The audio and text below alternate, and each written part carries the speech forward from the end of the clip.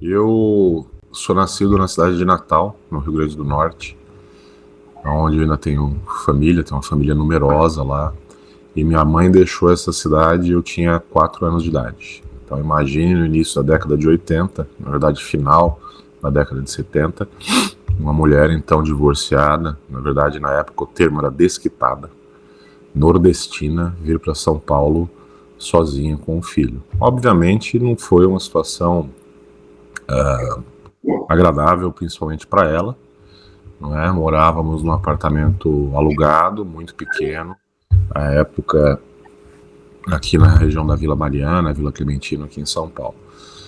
E cresci tendo, pelos primeiros anos aí, o exemplo da minha mãe, muito trabalhadora, acordava cedo, dormia tarde e estudava, então ela encontrava tempo para fazer tudo isso, né?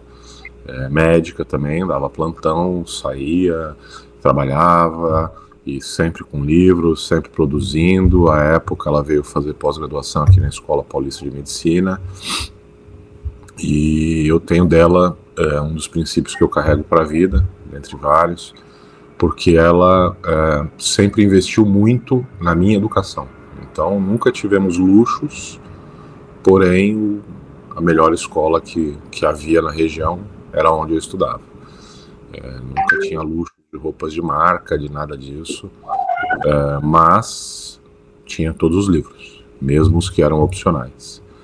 Então, as crianças elas crescem não só pela educação formal falada, mas pelo exemplo, né? Eu arriscaria dizer que muito mais pelo exemplo do que efetivamente pela educação formal de não faça isso, não faça aquilo, faça isso.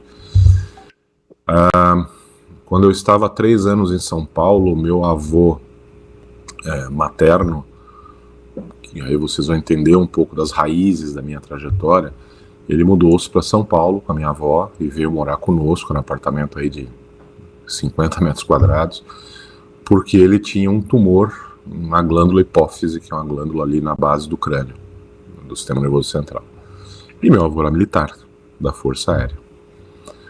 Meu pai, à época, morava em Natal, então todos que têm pelo menos a minha idade sabem que lá pelo início dos anos 80 não era tão fácil assim viagens de avião.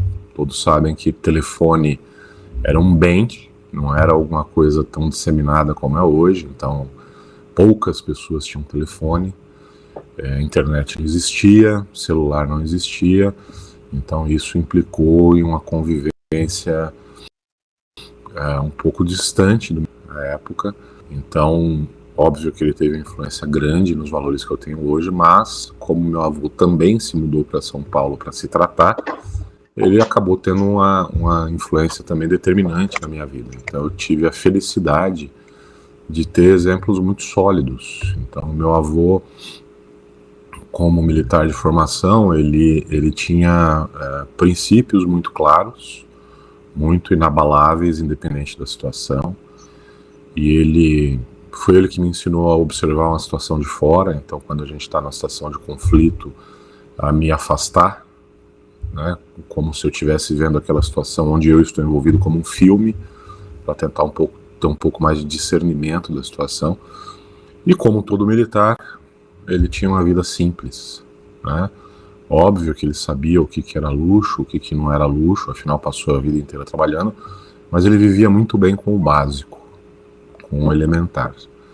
Ele me mostrou que o que importa na vida não são as coisas que têm preço, são as coisas que têm valor. Que as coisas mais importantes a gente não compra no mercado ou no shopping center. A gente obtém por outros caminhos, né?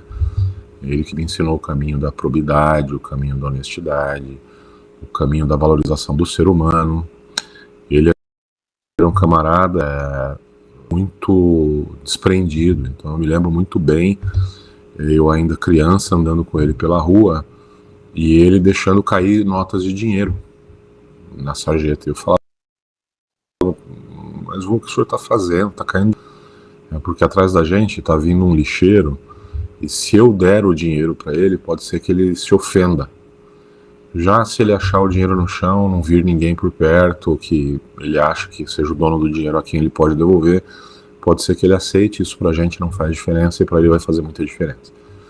Então, crescendo com esses valores, eu aprendi que o dinheiro ele é uma consequência, e na verdade a gente tem que saber sempre que ele é muito mais importante para muita gente no nosso Brasil do que para a gente, né?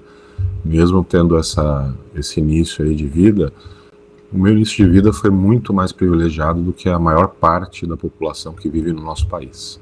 Tive escola boa, tive um teto, tive exemplos bons, não passei fome, tive saúde. Então, nossa população, se tivesse isso, o Brasil não estaria na situação que está.